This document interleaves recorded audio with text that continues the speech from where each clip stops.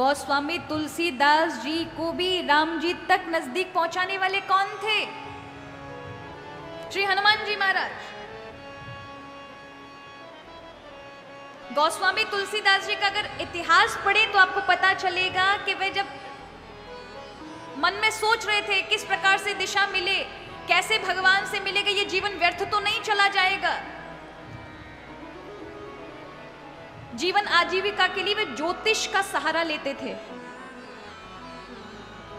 किसी का हाथ इत्यादि देख लिया, किसी की जन्म कुंडली इत्यादि, उनकी बात सिद्ध हो जाती थी, अच्छे ज्योतिष में उनका ज्ञान था। लेकिन एक दिन उनका नियम था कि प्रतिदिन बाहर शौच करते थे और जो जल बच जाता था वो एक पास ही में एक पेड़ था उस पर डाल देते थे। ऐसा करते रहे। अब उन्होंने देखा पानी बच जाता है तो करें क्या, डालते गए, पेड़ पे डालते गए। एक दिन नहीं पानी बचा तो बड़े दुखी हुए। उनके इस दुख को देखकर उस पेड़ में रहने वाला प्रेत खुश हो गया, वो प्रकट हो जाता है। महात्मा जी मैं आपकी सेवा से बड़ा प्रसन्न हूँ। तुलसीदास जी ने कहा, गोस्वामी जी ने कहा भैया मैंने क्या सेवा की? बोले आप जो शौच का पानी बचता है उसे छोड़ जाते हो ना, इससे मुझे जलपान मिलता है।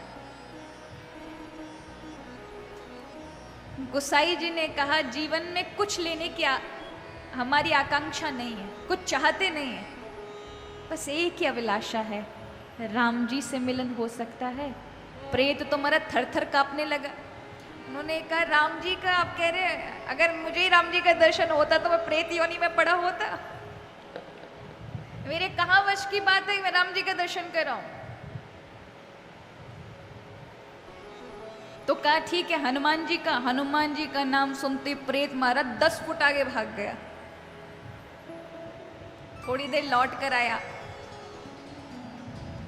तुलसीदास जी ने कहा भागे क्यों? बोले आपने नाम ही उनका ऐसा लिया, मत लेना, पहले सुन लीजिए। मैं उनको नहीं मिलवा सकता भैया, वो जहां होते वहां हमारी पूरी फौज को वहां से दूर रहना पड़ता है, पर हमें ये पता होता है कि वो आज किस दिन कहाँ होंगे। हाँ तो यही बता दो कहाँ होंगे। बोले मैं ऐसे तो जा नहीं सकता, पर आपको बता देता हूँ, या पास ही के गांव में खेर नामक गांव है, उसमें रामकथा हो रही है। उस राम कथा के बिल्कुल पीछे कोड़ी के रूप में दुर्गंध आती उनके शरीर से, कीड़े इत्यादि चल रहे हैं, लोग घृणा करते हैं, और वहां वो कोड़ी के रूप में आते हैं और पीछे जाके बैठते हैं। लोग उन्हें दुत्कारते हैं, घृणा करते हैं, पर उन्हें उससे मतलब नहीं, वो तो राम कथा प्रेमी हैं, कथा श्रवण करने आते हैं। तुलसीदास जी ने सुना। प्रेत ने कहा देखो जब आप जाओगे तो वो बहुत बार कहेंगे मैं हनुमान नहीं हूं, मैं हनुमान नहीं हूं, मैं हनुमान नहीं हूं। पकड़ लेना, तब मुझ प्रेत पे विश्वास करना, वही हनुमान है। तुलसीदास जी जाते हैं, राम कथा में जाके बैठ जाते हैं। सच में पीछे एक कोढ़ी व्यक्ति आता है जिसके शरीर में मक्खियां भिनक रही हैं, मक्खियां भिनक रही हैं, दुर्गंध आ रही है, लोग धिक्कार रहे हैं, घृणा कर रहे हैं। कथा सुन रहे हैं हनुमान जी। तुलसीदास जी ने देखा, जैसी कथा विराम हुई तुलसीदास जी दौड़े पीछे की ओर। अब सब लोग जा रहे हैं तो हनुमान जी भी उठ के चलने लगे, और महाराज भागकर गोसाई जी ने तो गोस्वामी जी ने चरण पकड़ लिए हनुमान जी के। अब हनुमान जी बहुत बार कहे छोड़ छोड़, अरे भैया मैं कोढ़ी हूं, तुझे रोग लग जाएगा। बोले मुझे लगना ही रोग है, मैं चाहता ही हूं मुझे रोग लगे। अरे नहीं नहीं तू कौन है भैया, दूर हट दूर हट। पर तुलसीदास जी ने चरण छोड़े नहीं, मारे पकड़े रखा पकड़े रखा। नहीं मुझे तो कृपा करोगे आप हनुमान जी, आप हनुमान जी, आप हनुमान जी, मुझ पे कृपा करो कृपा करो।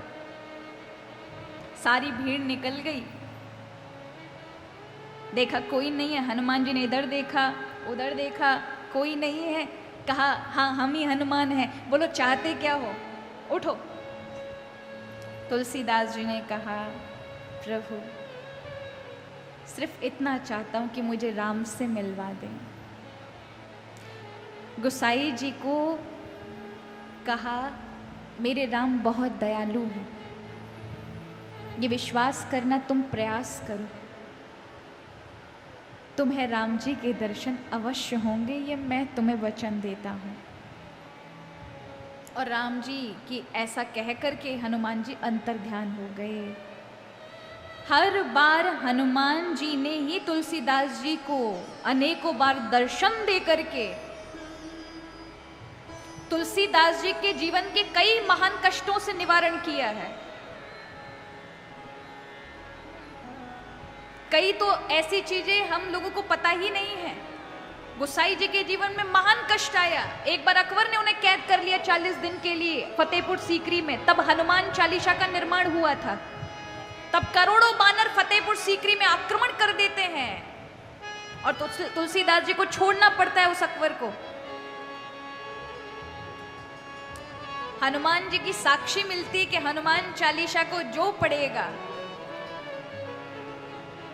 वह भगवान श्री राम का प्रिय बन जाएगा। एक एक चौपाई एक एक मंत्र है महाराज।